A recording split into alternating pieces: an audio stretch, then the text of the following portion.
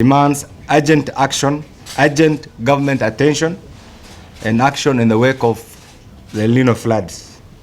We, the members of the Northeastern Parliamentary Group, have convened an emergency session today to address the escalating humanitarian crisis caused by the devastating effects of the ongoing El Nino rains in the region that continue to wreak havoc and inflict pain on the communities across the wider region.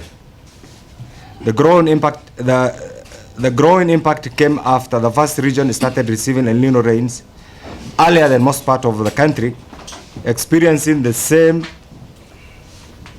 making it the worst hit area as the longest in suffering the El Nino effects. It is therefore noted that our people are bearing the painful brunt in this unprecedented crisis as the region grapples with the severe impact of the ongoing floods that is experienced immediately after the long season of drought and famine. You are aware that recently, just some few months ago, we have had serious drought in that particular region. The relentless rains have resulted in massive destruction of critical infrastructures. You have seen what happened to the main road between Garissa and Mwingi, displacement of communities, and looming humanitarian crisis that demonstrates, that demands the immediate attention and action by the government. All major towns and villages have been marooned by the floods, making the expansive region completely cut off from the rest of the country after vital entry roads being unprecedentedly swept off at Medogash, Kutulo, and most recently yesterday, that is the Tula Bridge that links Garissa to Nairobi, suffering similar fate and rendering the whole region conspicuously inaccessible by road. To make matter worse, apart from Wajir Airport, almost all airstrips in the 3 counties are completely not usable. None of them actually is functional and completely shut down due to the intensity of the floods. The prevailing situation grants airdrops as the only way to avail food to the displaced flood victims, though this Red Cross that has been engaged in this doesn't have the capacity, and therefore we are appealing to the Kenya Defense Forces and UN agencies like the World Food Programme to chip in. So far, thousands of families have been displaced by the raging waters, with the irritating situation forcing people to seek alternative shelters in makeshift structures on high grounds. The same scenario has seen thousands of livestock that have survived the long droughts being swept away, denting serious damage to the livelihood of most of the residents of these particular areas.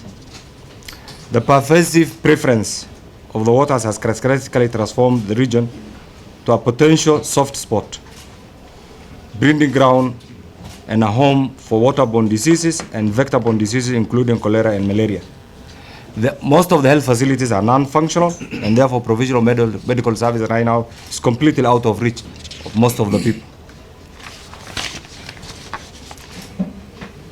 In painting the grim picture of the situation, the scariest reality remains that the 3 counties of Wajir, actually the 4 counties of Mandera, Wajir, Garissa, and Tana River is staring at starvation if quick action and contingency measures are not executed, especially with the underlying deplorable state of infrastructure to support the delivery of food relief and other supplies to the victims.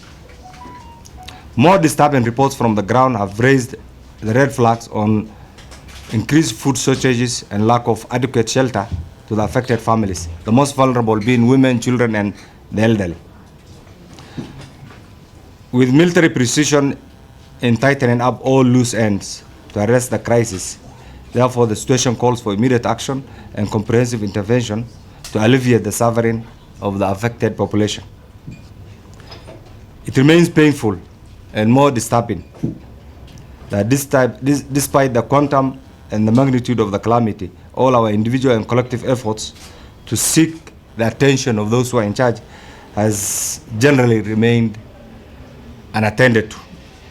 We therefore continue to call on the government to swiftly design all applicable mechanisms needed as a matter of priority to avert loss of lives and mitigate the long-term effects of this humanitarian crisis.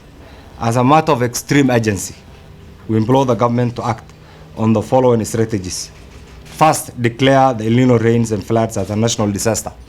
To date, what we have been seeing is just lip service. We are yet to see any meaningful, well-collaborated, well-coordinated action from the government. And therefore, this remains our unified call for the government action to incorporate the support of all relevant strategic players to upscale capacity and improve coordination among state agencies, non-governmental organizations, the donor community, and the wider Kenyan public. Two, we are also asking the government to immediately deploy emergency relief, to avail emergency relief. The government to urgently expedite the deployment of emergency relief supplies, including food, clean water, medical aid, and shelter to the affected families. Three, evacuation and temporary shelters. Since most areas are flooded, we're asking the government to assist in measures to evacuate the vulnerable population to safer locations. Four, infrastructure and rehabilitation. We call upon the government to allocate resources as a matter of urgency to rehabilitate the damaged infrastructure, including the roads, the bridges, the health centers, schools, to enhance the flow of the necessary assistance to the people in that particular region. Five, public health measures to prevent the outbreak of waterborne diseases and other vector-related diseases. We urge the government to provide adequate medical facilities to the affected towns and villages. Six, community support and resettlement. We are also asking the government to provide urgent assistance for the households to rebuild their lives, including financial assistance, livelihood support, and plan for sustainable resettlement. And seven, we need the government to decisively act in order to save lives and the properties of these communities who have been affected by the El Nino floods. Thank you.